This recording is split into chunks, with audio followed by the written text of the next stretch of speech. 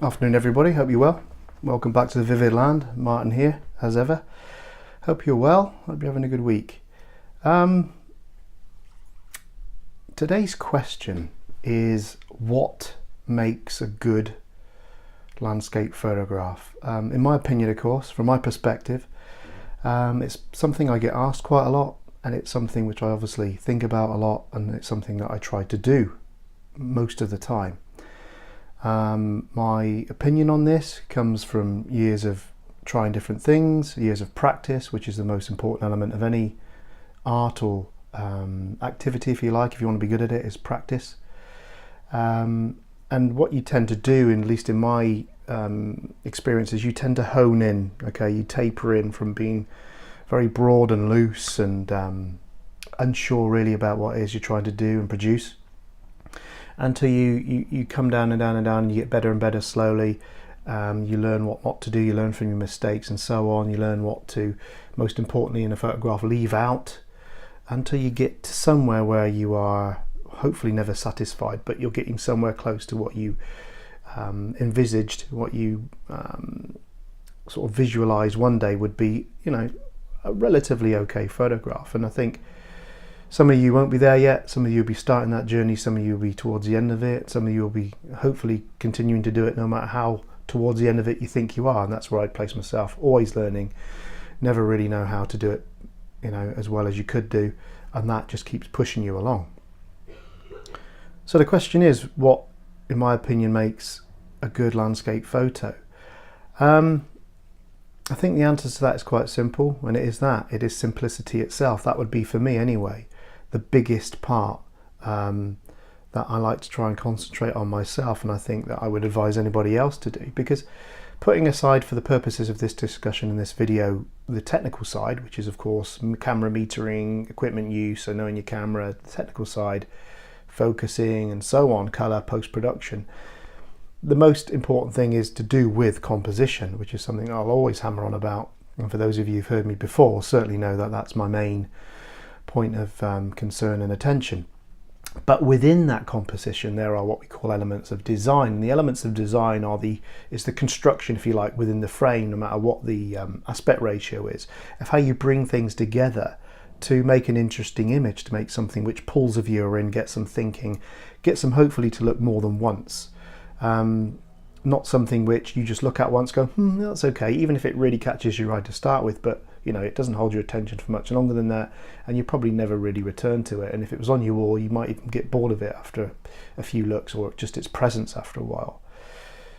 So what you need to try and do is to create something which always has something to offer, which always speaks. And yeah, I think simplicity is key to that. Are there other elements of that, which are things like balance, use of line, usage of light, of course, because that's what photography is, right? It's painting with light in a way. It's using the film emulsion or the sensor within your camera, or whatever the case may be, to collect in some way that light, and how you collect it by how you do your exposure and how you use the light directionally and so on. Obviously is very, very important, and with that you can really add interest and create hooks. But most importantly, it's about simplicity, at least for me. And what I have found over my years of developing my eye in particular and the way I take a photograph is, the more I learn, the less I put in. For example, if you create a very busy photograph, and as I talk I'm going to put examples up of certain things, good and bad. If you create a very busy photograph, it's a bit like giving somebody a book to read, but the book's in a different language. They will struggle with the narrative. They will struggle to find out what it is you're actually saying, because there's so much there. It's a bit like white noise. It's a bit like snow blindness. They won't really know where to look, so they don't know how to read your image. So it is a bit like it being in another language. So you really need to make it simple. You really need to almost think about it as if you're writing a children's book. You know, you're making it very clear, very honest, very open. There's no ambiguity. What you're showing them is clear. And you do that with simplicity. You don't give them distractions. You don't give them anything which could cause them to be distracted in any way and just not quite get it. So the less you have in it, the easier that is to do. I often use a teaching method when I'm trying to teach people the very basics of composition. What I'll do is I'll talk to them about how when they were very young, 5, 6, 7 years old or whatever, we all drew pictures of our family life or our home or something like that. And we all tended to do a drawing which was really quite similar. Again, I'll put an example up of that. And we would draw our home and maybe our family with the sun and some clouds and maybe a tree in the garden and a path leading up to the front door. But it was all very well composed. But at that point in our lives, nobody had ever taught us composition, had they? It was just natural to us because there's a certain elements within our brain, certain parts of our visual understanding, which want simplicity. So we gave it at that age. We'd not spent years being influenced badly as we grew up and got into adulthood, maybe. To the point where there's just so much we're trying to give out that we create a busy or confusing image. We did it nice and simply. And that's the beauty, because you know it's deep inside your mind already. You know that ability to compose simply and accurately with a clear story is there within you. You just got to dig back deep and find it, and you'll do that through practice. You see, a great photo shouldn't be a puzzle. It should be a solution. It should give the instant gratification to the viewer that they just get it, they understand what it's about. And you manage to do that through simplicity, through basic line, through basic shape, through basic balance. Don't give them more than they need. And when you're actually in the event of making a landscape photo in particular, and you're presented with a vista, you're presented with something in front of you, you can't necessarily control all of that. So what you have to do is position yourself or use your lens or whatever you need to do to eliminate those distractions in particular, remove the rubbish. Just look at what it is you're taking a photo of.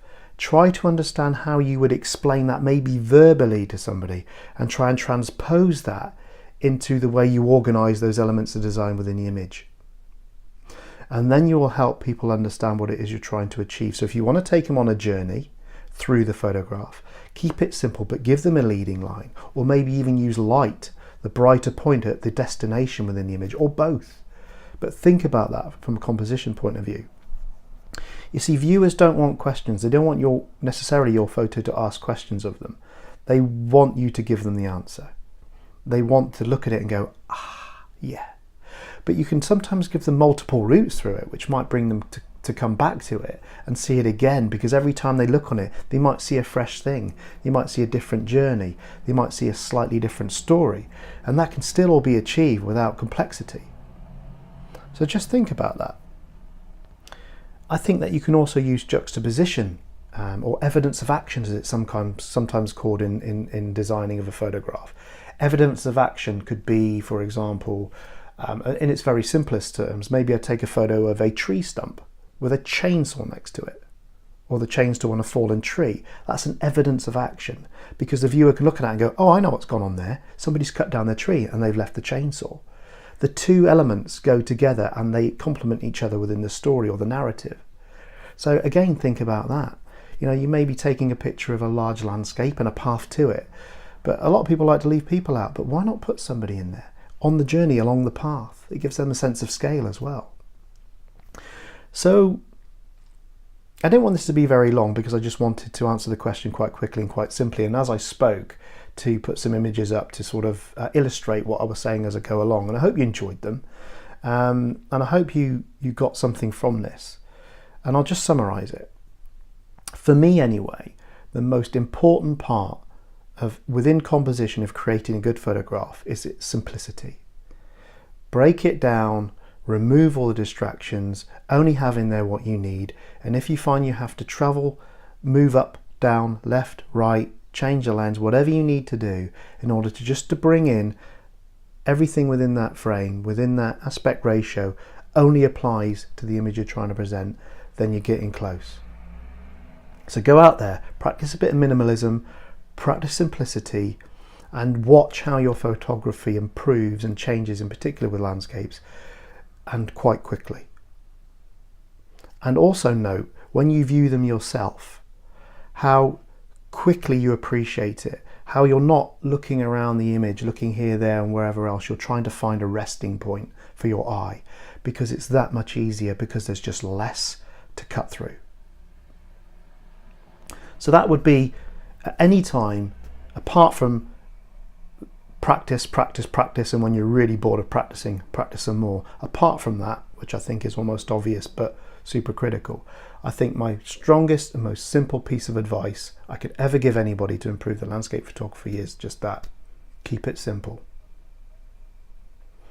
Anyway, I hope you enjoyed this, and I hope you have a good rest of the week, and until next time, like and subscribe and all the rest of it. And it's from me and the Vivid Land. Bye for now.